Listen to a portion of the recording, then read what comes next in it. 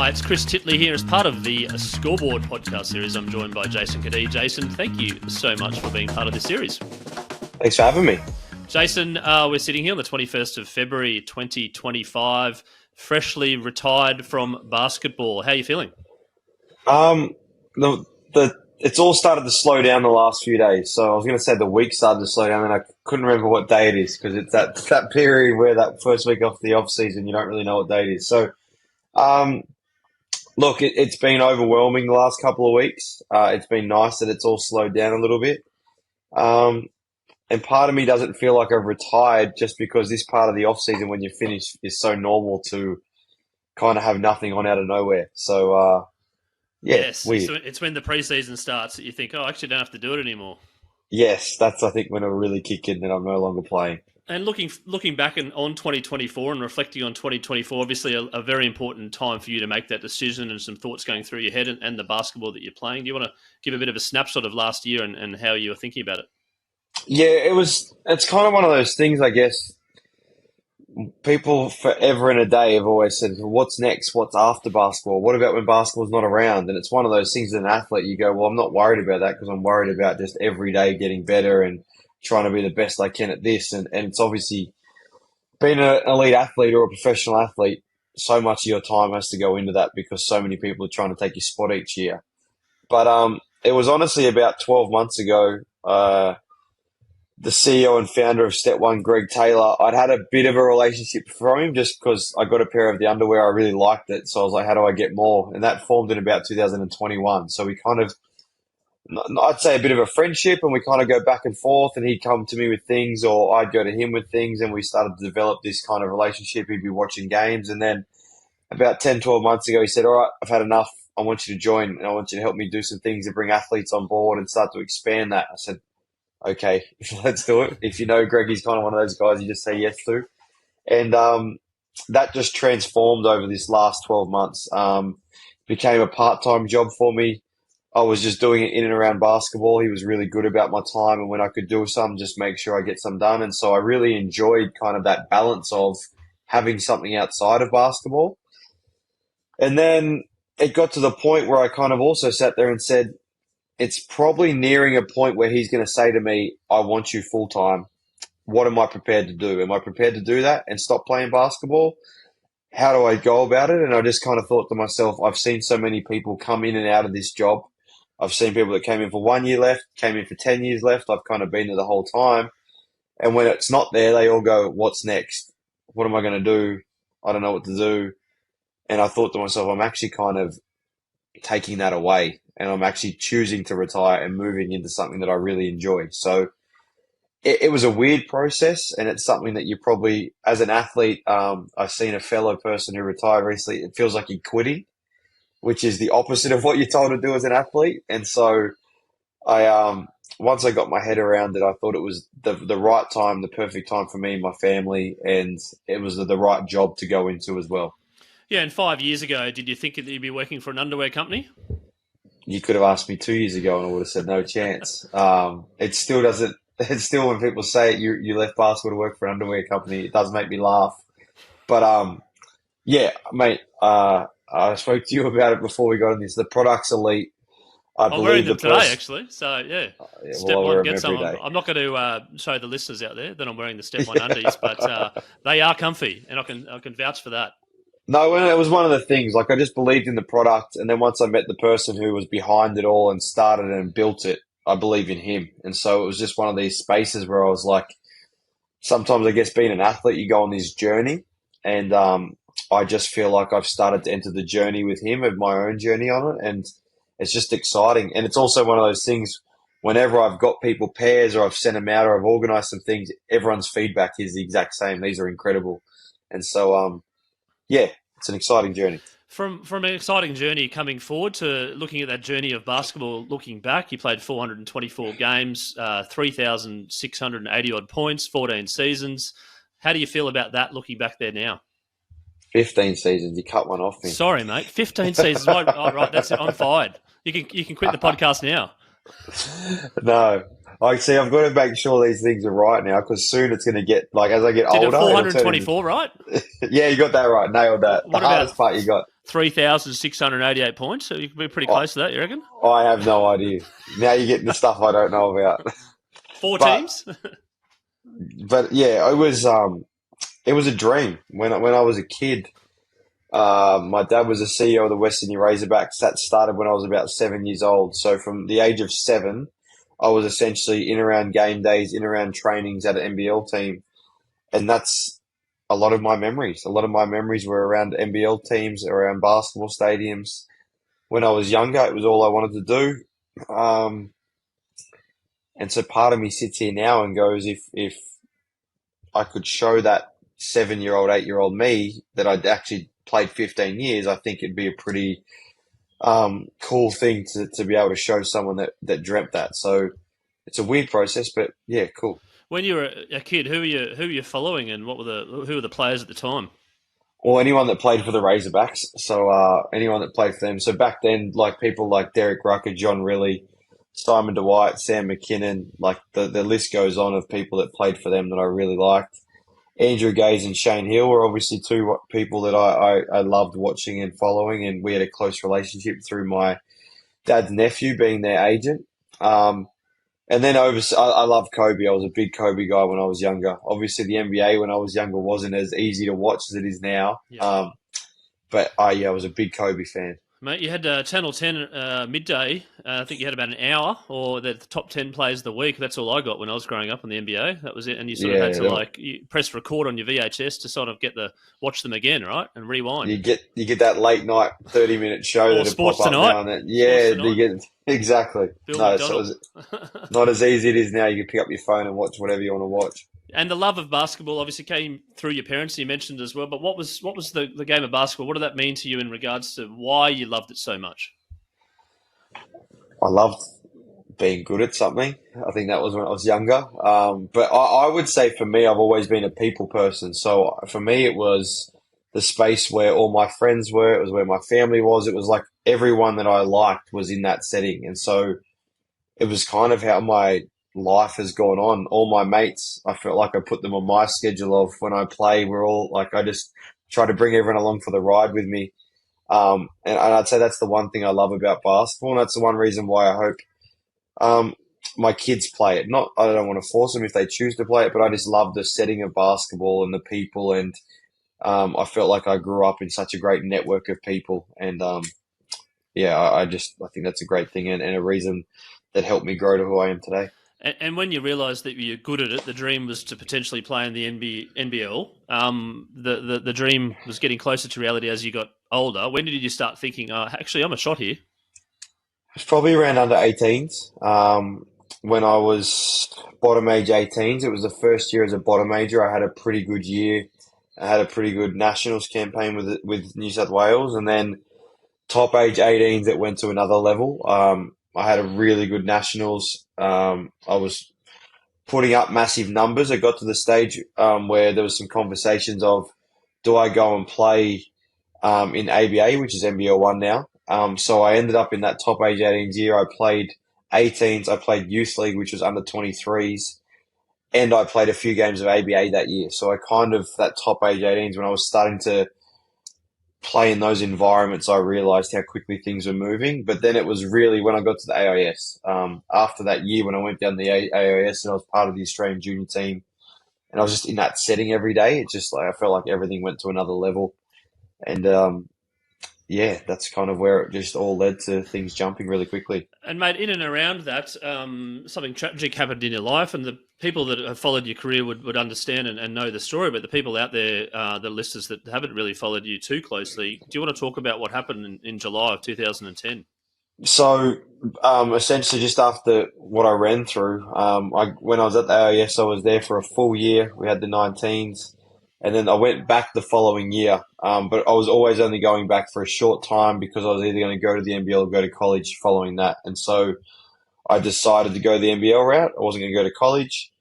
I signed with the Gold Coast, and at that time my dad was coaching the Bankstown Bruins in the then ABA, now NBL 1. And so I made the decision, well, instead of staying down in the AIS where we're not playing as many games, I'll go back to Sydney and play for a few months leading into moving to the Gold Coast. And yeah, one day on the way home from a friend's house, mid-morning, to take the car back to my parents, on the freeway, just got pushed off the freeway, ended up spinning out on the gravel, and then basically landing sideways across the road in a semi-trailer, just absolutely cleaned me up on the driver's side. So I was stuck for about an hour and a half in the car, ambulances, helicopters, everything you can think of. Later to find out I was one, still alive, and two, I only had a broken pelvis, which sounds extreme, but in that situation, it was probably very fortunate it was only broken pelvis.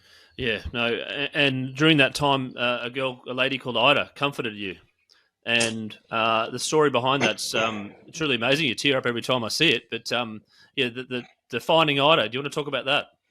Yeah, it was kind of a thing that took off. It kind of showed me.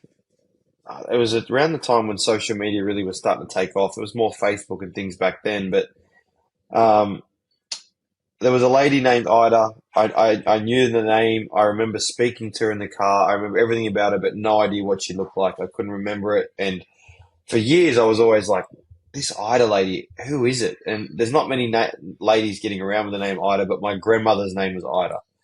So it was a bit of just a coincidence. And then a few people at the time, oh, you probably just imagine it, Jay, started. I said, no, she was in the car. I remember it.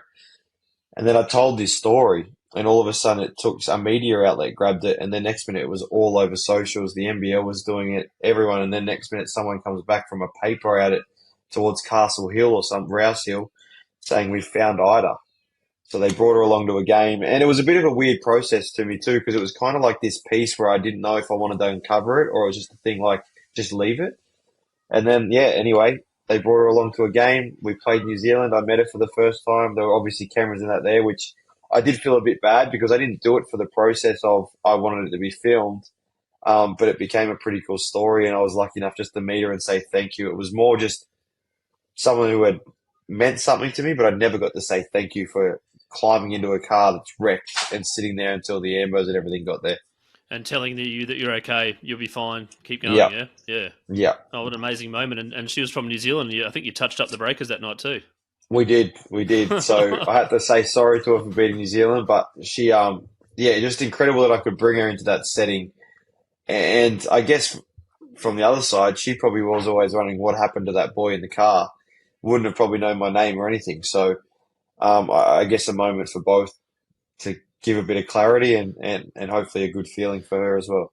And speaking of moments post that accident with the pelvis, etc., and getting back on the court, how did you go about getting that? Sort of after that huge shock and something which obviously the flashbacks, etc., and getting back on the court and playing basketball. Well, it helped that the accident was unrelated to basketball, so I just was doing everything I can to get back playing.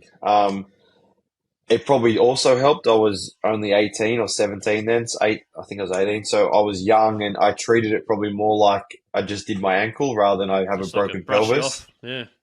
So I actually, because I remember they told me, look, you probably won't play for 8 to 12 months. I played after 5.5 months. Um, then off the back of that, I realized it took me every bit of a year to get back to feeling somewhat normal because that first season there were days where I got up and I couldn't walk properly. There was a whole heap of things I was managing that first season. But it was just, I had a great support network, as I said earlier, a lot of good people around me being friends and family, but also the staff, the physios, the strength people that I had to help me through that time. Um, I wouldn't have got back to playing if it wasn't for those people. And the goal was always to get on the court and play in the NBL, and then your first game. Do you remember that? I do. I do remember that. We played Townsville on the Gold Coast. I was absolutely crapping myself. I'd been from playing ABA 6 months earlier to not doing anything other than trying to work our way up to a game. I remember saying, should I go play like a local comp game or something first? They're like, no, you're right. Don't get yourself Oh, injured. yeah, exactly. But we played Townsville. I remember it just being like, it felt like a blur. And then I'm pretty sure I basically had to be helped to the car because I couldn't walk out of there because my hips had just seized up. Right. Um, so that was when I learned that it's going to take a lot of rehab and a lot of extra attention to get back going. And the dream as a kid to get on the court and playing NBL and the reality of actually playing your first game, how different was it? I think because of all I'd been through, it was almost like I was relieved that I was finally back playing more than I was in the NBL. So it probably actually took away from that moment of this is a dream come true to I'm finally back playing. But that first year and that kind of group of guys and Joey and the coaching stuff, like it was just a great group. So I just learnt so much for those first 2 years. So then being able to step out on the floor and play, you're almost so caught up in trying to play well and make sure that you do the right things and you don't mess up that you kind of lose track of, oh, I'm actually playing on an NBL court. So the reflection comes after, not during, I'd imagine. I, Yeah. I think so, yeah. Yeah, and then getting to that first game, going, I've made it, we're here. What was the goal then? Going, what? This is cool. I want to stay in as long as I can. Pretty much. It was just like, okay, how do I get better? How do I play more minutes? What do I have to do? I was always watching, like, what's Adam Gibson do? What does James Harvey do? I was always watching what other people do and seeing how I could help them when I play or what I could do to make sure that they want to play alongside me. It was just about kind of picking up and noticing everything else and then seeing what I could use and apply for myself. And basketball is a team sport, but there's also individual aspects of your own game, but then there's also roles within the team. How did you go about balancing that early on in your career? I guess the part for me that I was very fortunate with was my family so entrenched in basketball that it came so naturally to me, just being able to pick up on plays or picking up on tendencies or things that people like. That was natural to me as a young fella. So the game didn't seem as quick as what it probably would for some others, just because I could understand where and what people like and what they want. So for me, a lot of it was just about being able to be on the court and making sure I was doing the little stuff that allowed me to play a bit longer, and then hopefully I could help other people play well, and that would then follow back to me when the time was right. And then getting in those teams and making the starting five and then improving and getting your points and your assists and rebounds, etc. up. What do you think it was in your brain that made you better than others? I think same similar thing. My understanding, my ability to be able to play off people. I was never going to be the main person, and I think I knew that. Like I was never going to be the guy. But if we had a few of those guys, I think I could help them and then benefit from them being the guy. And so I always found, especially like in the Boomers environment, I always could do well because I could get the ball to the people that needed the ball, and then I'd be there ready to catch and shoot or make that decision off the back of them. So I was just always looking for ways to help the main person and ways to make people better around me because I felt like if I did that, we'd play better as a team and it allowed me to play longer, which would then allow me more opportunities to see things and get more shots. Do you think that's one of your sort of entrenched values and principles? Yeah, for sure. And I probably didn't appreciate it until I got older. And where do you reckon that sort of the caring, prosperous natures come from? Don't know. I'm just going to say mum and dad. Yeah. I'm just going to say that, and probably once again understanding the game well enough to know everything in around it. It just for me, anytime people would be like, "Just you need to be more selfish. You need to shoot the ball more." It wasn't who I was. So I was like, I'm not going to be. I just feel like anyone who tries to go away from who they are, they lose way of themselves, and that just wasn't for me.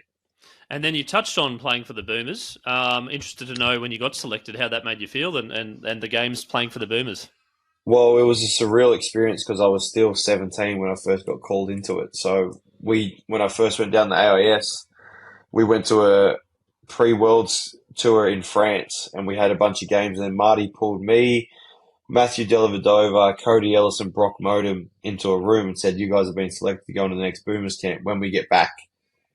Like legit land to go into it, and we were like, "Wait, what?" So we were so jet lagged that I remember by the time it came, we were like, "We don't want to even do this" because we were just a mess. We were up at 2 a.m.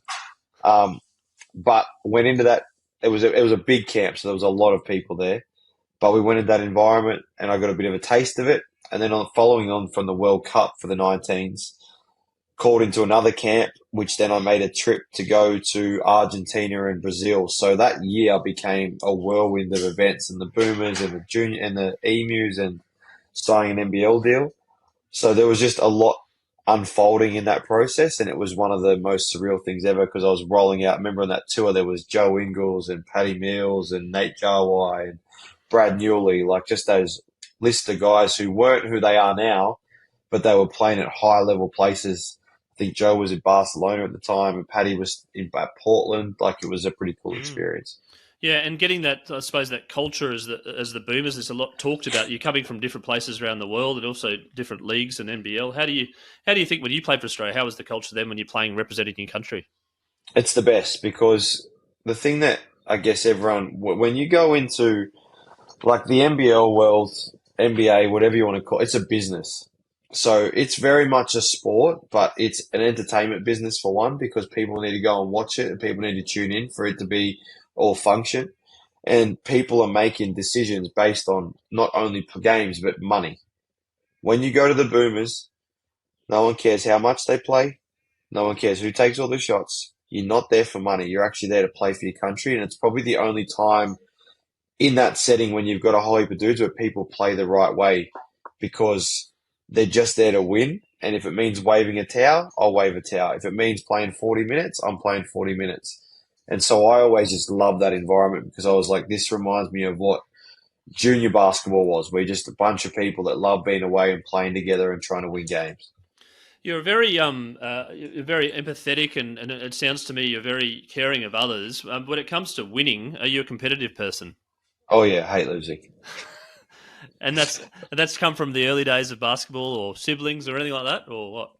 Just all of it. My mate, as I said, like a lot of my friendship group were basketball players or whatever. So just between us playing games on a Saturday while our dads were playing, training for masters, or whether it was playing PlayStation or playing backyard cricket, it didn't matter. I've always liked winning. Um, and I think you have to have an element of that if you're going to be a professional sports person, because um, you need that kind of edge, and you need to sometimes be able to push your body further to win. I typed into ChatGPT the game log of Jason Cadee, whether he's won more games than he's lost, but it came up with nothing. What do you reckon? All time or just in the NBL? NBL. I'd say I've lost more than I've won. Yep. I would say. I've had a lot of close years where it's been similar. I've had a couple of bad years, few good years, but I would say it's probably a bit in that 40 to 50% range would be my 40 to guess. 50% rate. You still keep coming back. You're the other side of the ledger, right? Very much. It's one of those things like, and the other parts of when you get to this level is some things are out of your control. Who they sign, how it works out, imports, like there's so many factors, health.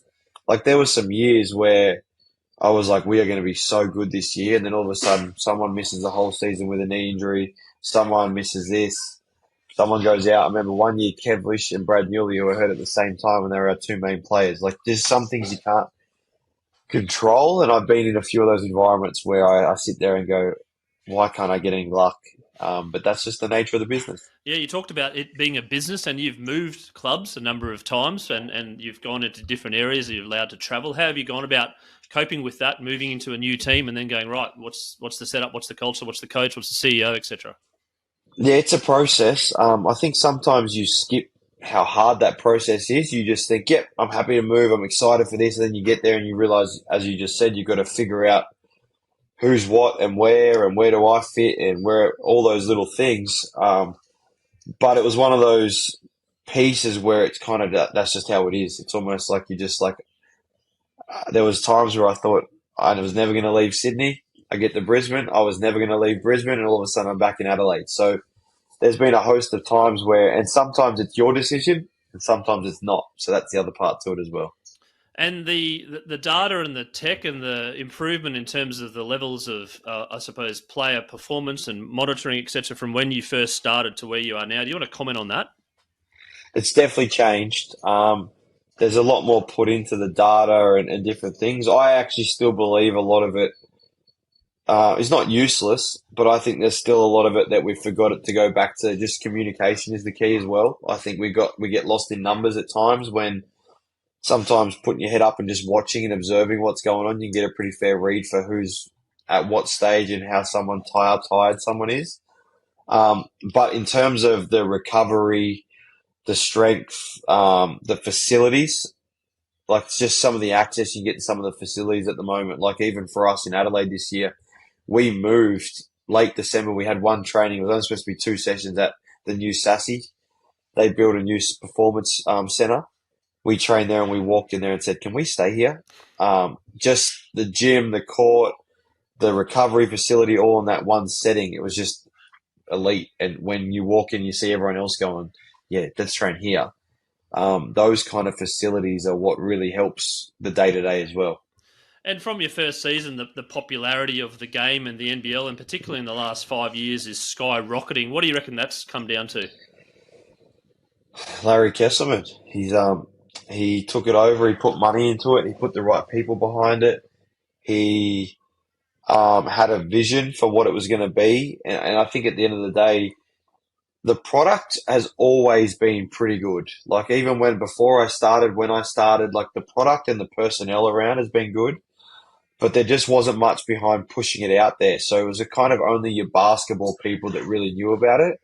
Where now I'm finding that people that have just learn about the game and they're trying to get tickets, and even out we sold out every game this year. And it's just people, families, all different types, the kids, they all want access to it. They know who people are. And I think it's all because when Larry took over, he was like, I need to turn players into stuff that's bigger than the club. And I think that's happened.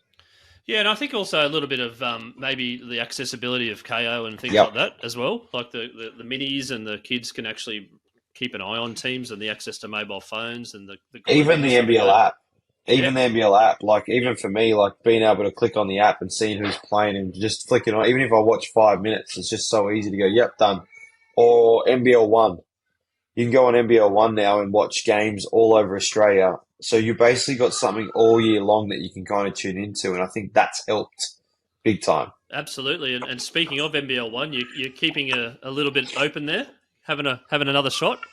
Well, I was moving back to Sydney, obviously with a step one, and I just that is my main priority, obviously, and that's why I retired because I needed to put more time into that. And so for me, going back to Sydney and then being super open to me just being in Sydney again, I was kind of like, do I do I play? Do I not? I just thought it'd be silly of me not to. At least I'm not. I didn't retire because my body's broken. I actually could keep playing, and so I just was like, if I can keep playing here and there, it keeps me in the basketball scene. It keeps me moving, and what a cool part for me, where it's kind of like where my career started is pretty much where it's now going to end. ABA, NBL one, beginning, end. It works pretty Yeah, well. Yeah. yeah. So that was a big part of it. I'm going to ask a couple of personality traits to see whether I sort of read you pretty well. First one is confidence. Are you a confident person? Because I'm sensing that you are deep down, but only when you know the environment. Yeah, probably a bit of that. I've gone through stages for sure, especially being in our industry. There's definitely stages where I'm like, you struggle to find it. You feel like you've lost your way a little bit. I can't do anything right. Part of being an athlete, the mental side of it is big. So I would say I definitely I'm a lot more confident in situations where I understand the surroundings. Um, but once again, it's also confidence is such a hard thing to feel like you have all the time. What about nervous? Do you get nervous before the games? Yep, yep, And, always have. and what do you do to get rid of those nerves or ease the nerves? Is there something that you do, or is it just getting into that first tip off? It's more getting into the game. Once you kind of get into the flow of it, I would definitely say it's dropped off compared to what it was when I was younger. As you get older, that feeling of just the repetitive of I've been here before. But definitely certain games for sure, there's that element of nerves and I think nerves are a good thing. I just think if you didn't have them, it would mean you're probably not as interested or not as in love with it anymore. Did you feel like you played your best basketball sort of at the early or middle or later stage of your career? I'd say around the middle. I reckon around the middle, that kind of uh, that middle to those years in Sydney and Brisbane were probably when I played my best basketball. Hmm. Are you a good sleeper? At times. Now that you're a dad, Well, we're pretty fortunate. Jazz does a lot of the stuff with the kids, and my older two sleep pretty well, so I don't have to manage the little one as much, which is nice. But I've always been a bit of a late night owl. I've always been that kind of 11 o'clock, 12 o'clock go to sleep. Depends how busy we are, I guess, too.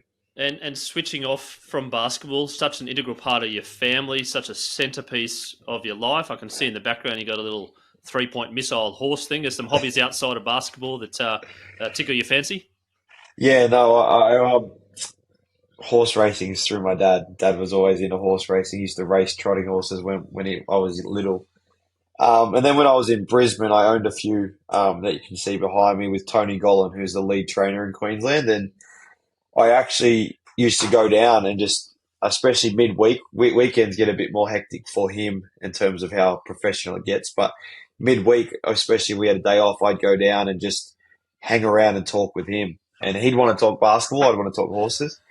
But I found it as a great way to be around someone in a profession where it's such high stakes, and I could just see how he went around it behind the scenes. So it became a hobby for me.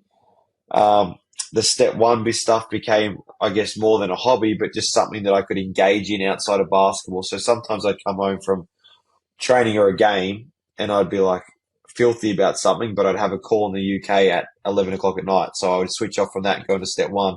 And then obviously my family and friends. They've played the biggest part throughout my whole journey of being able to switch off.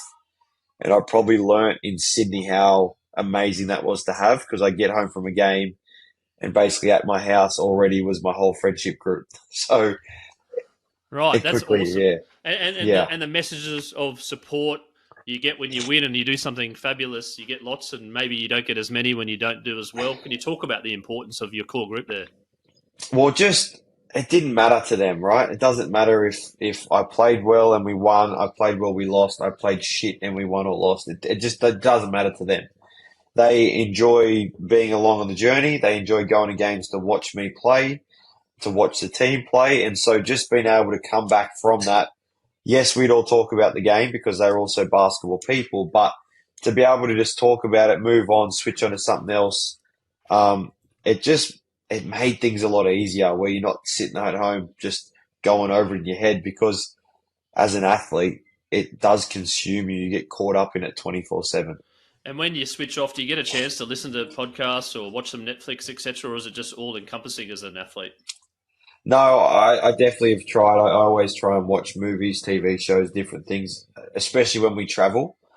It was my chance to take advantage and switch off at times on planes to just watch and catch up on things that I thought that I heard were good or whatever it may be. I always try and listen and watch and learn some things as well. And your mates, your support crew that have been there, what do they think of Jason? What do they know about you that others may not? Do they think you're like a really sort of quiet, funny guy? You got dry humour. What's the characteristic traits of Jason Cadee? Oh, I don't even know. You'd have to ask them. They Are you always. cheeky? You're a bit of a rat bag, you know? Yeah. Oh, I've had my stages for sure. I'm the organizer, so Oh, you nothing organise gets them. sort of, Okay. yeah. So we, they had a joke saying I was the tip of the spear because, kind of anything ever happened if I organised it and got everyone together. So that's kind of been my thing a Yep. lot of the time. And it's funny, it translated to basketball too. In that world, I was just always the one, hey guys, everyone in my house, pizza and drinks or whatever it may be. And that's similar with my friendship group as well. Yeah, it's a little bit of leadership characteristics there. Do you like being a leader? I've enjoyed it. Once again, you never know if you're doing a great job of it or not. It's kind of a thankless job being a leader. But I enjoyed, like I said earlier, trying to help others and make others better. And that was a natural thing for me to do. So I think when I could do it naturally and I didn't have to go outside who I was, it becomes more apparent that people are just genuine about it. I did early days think leadership meant you had to be the whole rah rah, wrong thing, don't do that, don't do this. But Andre Lemanis, when I was with him, actually taught me, no, you don't have to be like that. You're better off being natural to who you are and saying it how you want to say it. You can lead in many different ways, and that kind of encouraged me to do it my own way.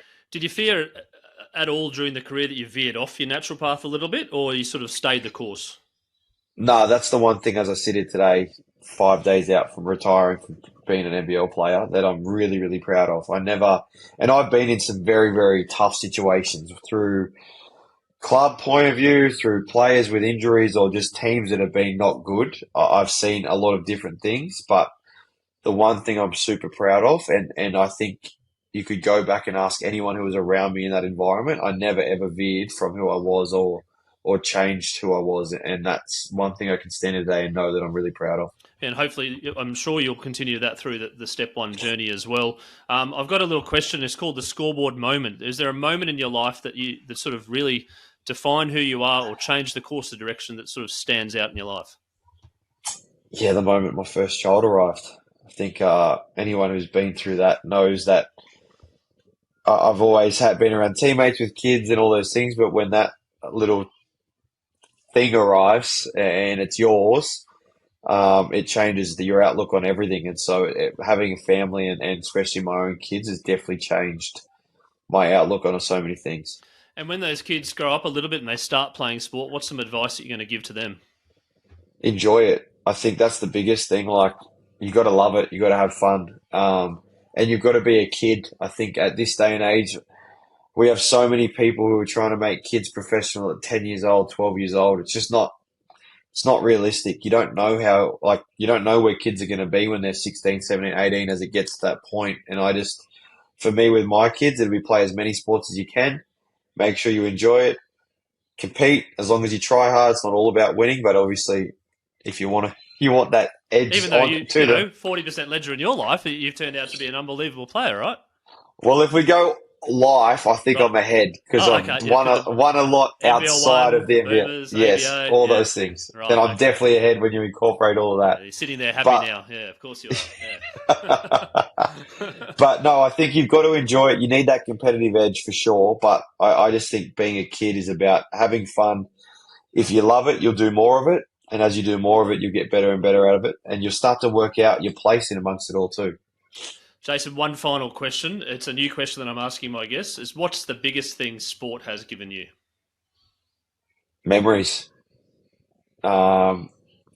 Friendships, memories, just all of it. I think throughout the journey, there'll be moments, even this year, I'll look back on and go, what could have been? But even the amount of people that have messaged me or reached out to me in the last week, that is why sport's so great. Like, whether it be people that I don't know or people that I've played with, just the fact that so many people feel like they're a part of the journey and I've been able to be a part of people's lives, whether it be through not even knowing me or being teammates.